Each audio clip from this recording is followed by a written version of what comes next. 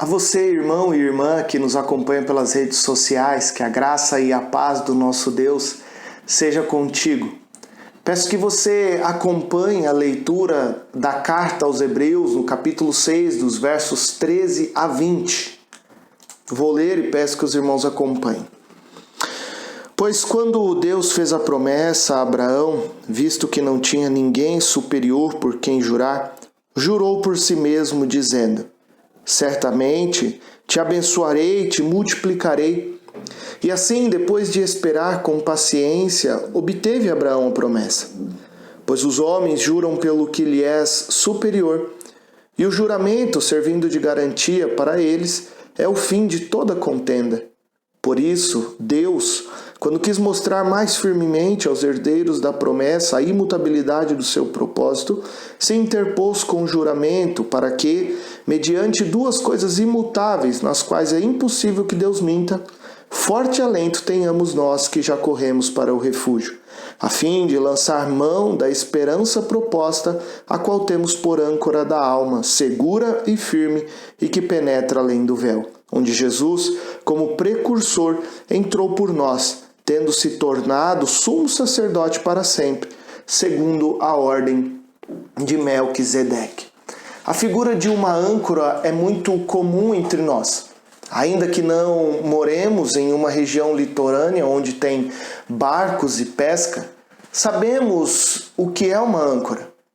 Na maioria das vezes, as âncoras são produzidas de um material pesado e com pontas que sejam fixadas, ou que sejam fixas, para quando cair do solo, segurar no solo. Desde os pequenos barcos ou jangada até aqueles grandes navios fazem uso das âncoras. E é interessante observar que a âncora é quem dá firmeza para o barco para que ele não seja levado pelo vento ou até mesmo pelas ondas, gerando assim tranquilidade e esperança para os barqueiros, para que eles não sejam arrastados caso o mar esteja agitado. Há um outro fator interessante da âncora, é não conseguir enxergá-la.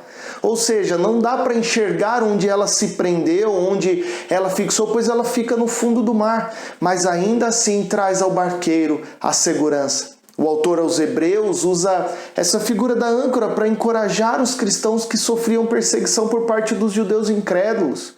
E o autor, nos versos anteriores ao que nós lemos, ele exorta os cristãos para que fossem imitadores daqueles que pela fé e pela longanimidade herdaram as promessas. E lembre-se que essas promessas são as promessas em Cristo Jesus. Nós devemos observar também que por toda a carta a exortação para que os cristãos permaneçam firmes na esperança que é Cristo. E destaca que, como participantes da obra de Cristo, deve-se guardar até o fim a confiança no Senhor. Diante de tantas adversidades que encontramos na vida, diante de tantas contrariedades à palavra de Deus que temos vivido, diante de uma sociedade que virou as costas para Deus, o que tem sido a sua âncora? Onde está a sua esperança? Nessa noite, meus irmãos, eu quero encorajá-los a permanecerem firmes na fé, perseverando até o fim, porque aquele que prometeu vai cumprir todas as promessas. E devemos permanecer firmes porque Deus jurou por si mesmo, porque Ele não mente e porque o sumo sacerdote está além do véu para sempre, como nos diz o texto.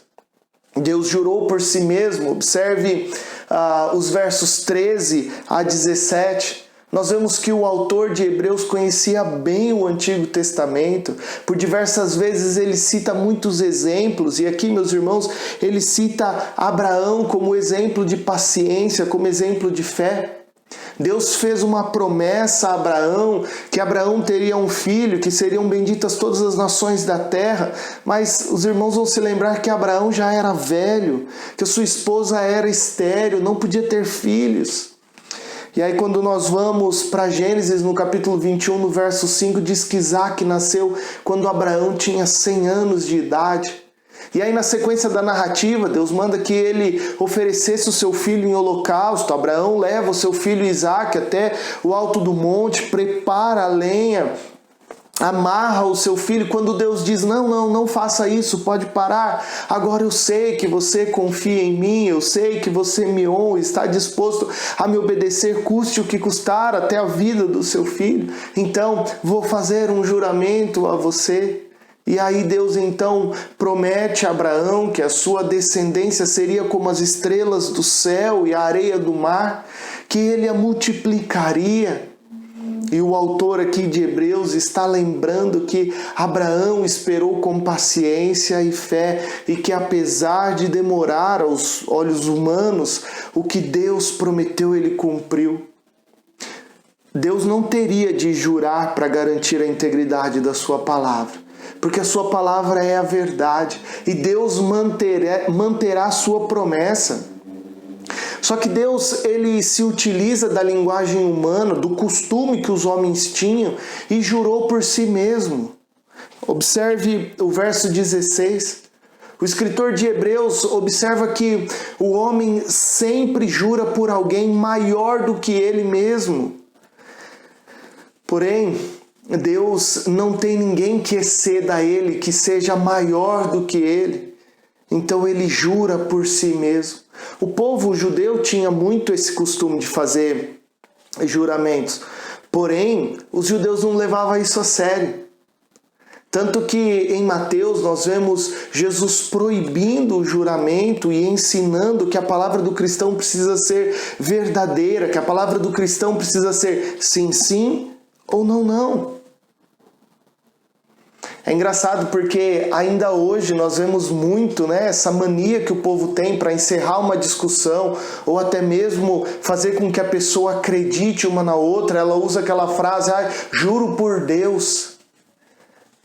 O juramento também é usado no tribunal, onde o juiz administra um juramento a fim do quê? De confirmar a verdade. Mas a mensagem que o autor de Hebreus quer transmitir é que o homem pode confiar na verdade final de Deus. Por que então Deus faz um juramento? Porque ele quer mostrar a eficácia aos herdeiros da promessa, que aquele que ele prometeu pode confiar na sua palavra porque ele vai cumprir. Ele sabe da fraqueza de fé do homem. Portanto, para dar ao homem uma certeza a mais dessa completa confiabilidade da sua palavra, Deus ele ainda faz essa afirmação extra. E o escritor da Epístola aos Hebreus faz uma aplicação dizendo que ela é a todos os crentes, ao chamá-los de herdeiros da promessa. Isso significa que a promessa de Deus a Abraão, ela transcende os séculos, ou ela vem caminhando, e é em Cristo tão relevante nos nossos dias como foi para Abraão. Veja novamente o verso 17. Por isso Deus, quando quis mostrar mais firmemente aos herdeiros da promessa a imutabilidade do seu propósito, se interpôs com juramento. Herdeiros da promessa do Senhor, você que já reconheceu o Senhor Jesus Cristo como seu único e suficiente Salvador, é herdeiro dessa promessa. Por isso, meus irmãos, confiem nas promessas do Senhor. Tenha como base para a sua vida, como regra de fé e prática, a palavra do Senhor. As promessas que os homens fazem são encontradas em todas as esquinas e becos por onde você passar. Mas são promessas falhas, promessas que não passam desta curta vida debaixo do sol. Então, meus irmãos, eu encorajo você a permanecer firme nas promessas do Senhor, porque Ele jurou por si mesmo. E Ele também não mente. Veja o verso 18. Nós mudamos de ideia. Quantas vezes falamos as coisas e voltamos atrás? Nós mudamos. Se eu não cumprir a minha promessa, pode voltar para a incredulidade. Essa era a ideia do texto aqui, que se Deus não cumprisse, eles podiam voltar à incredulidade. E Deus é maior e Ele jurou por Ele mesmo. Então, se Ele falhasse, Ele não seria Deus. Deus odeia a mentira, mas ama a verdade. É impossível que Deus minta. Lembra, Deus não é homem para que minta, nem filho do homem para que se arrependa. Porventura, tendo ele prometido, não fará, ou tendo falado, não cumprirá. Como diz lá em Números 23, Deus coloca o seu nome e seu ser em sua palavra de juramento. Diante de duas coisas imutáveis, aqui o texto diz, a saber, a promessa e o juramento. A palavra de encorajamento é que Deus não mente, Ele vai fazer, Ele vai cumprir aquilo que Ele prometeu. Só precisamos ter fé, paciência, confiar em Deus. Forte alento tenhamos nós que já corremos para o refúgio, diz o texto. Ânimo, coragem, meus irmãos, para fugir do pecado, para lutar contra o pecado. Nós que estamos fugindo das descrenças e voltamos para a vida com Deus, nós que corremos para Jesus que é o nosso refúgio, é nele que nós devemos nos apegar. Meus irmãos, temos que ter esperança naquele que não mente, pois Ele é a certeza da esperança. Nossa esperança está em Cristo. Esperança essa tomada que temos como efeito da promessa de Deus. Não é uma esperança que algo vai acontecer e aí nós ficamos esperando, será que vai ou não? Mas sim, é de uma causa que já aconteceu. E esta causa é porque Deus não mente e Ele nos fez promessa e por isso nós temos a esperança no Senhor. Deus não muda.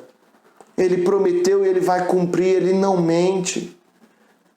Meus irmãos, por isso eu encorajo a cada um de vocês a permanecerem firmes nas promessas do Senhor, porque Ele não jurou por si mesmo. Ele jurou por si mesmo e Ele não mente. Mas há um terceiro ponto, que o sumo sacerdote está além do véu, e é por isso que nós devemos confiar nesse Deus, é por isso que nós devemos ter a esperança nele. Veja os versos 19 e 20. Além de trazer a figura da âncora, o autor traz novamente um elemento do Antigo Testamento que é o véu. A esperança, diz o escritor, é como a âncora que dá estabilidade, segurança à alma do cristão. Então, existe aqui uma ligação onde nós vemos Jesus como âncora. O cristão deve ter a esperança fixada em Jesus, o único e suficiente Salvador, aquele que prometeu estar com os cristãos todos os dias. O único que é a esperança de um mundo caído, o único que traz segurança diante das adversidades. Cristo Jesus, o sumo sacerdote, este que adentrou os santos dos santos. Os irmãos se lembram que no templo tinha uma parte que era separada, chamada de Santos dos Santos, e era separada por um véu, e não era qualquer um que podia adentrar aquele local. Neste lugar é onde se adorava a Deus, e quando Jesus morre, este véu rasga de cima embaixo, e essa figura então representa que quando Jesus morre, ele passa por este véu rasgado e entra ali dentro das realidades espirituais, ele volta à presença de Deus. Veja como é interessante, pois após o véu se rasgar, Jesus foi o primeiro a adentrar além do véu. Por isso que o verso 20 diz que ele foi o precursor. Jesus foi o nosso precursor ao céu. Cristo se tornou o sumo sacerdote para sempre. Ele está intercedendo por nós junto ao Pai, como nós vemos em Romanos 8:34. E através da sua obra, hoje nós temos acesso ao Pai. Deus prometeu que em Cristo há perdão de pecados, prometeu que todo aquele que crê no seu Filho tenha vida eterna e que viverá eternamente louvando e adorando ao autor e consumador da nossa fé. Eu quero concluir encorajando você, meu irmão, adiante deste mar, ainda que em revolta, confiar na âncora da sua vida, que é Jesus Cristo. E pela fé, descansar nele, descansar em Cristo, que é o nosso refúgio. Que Deus abençoe a sua vida.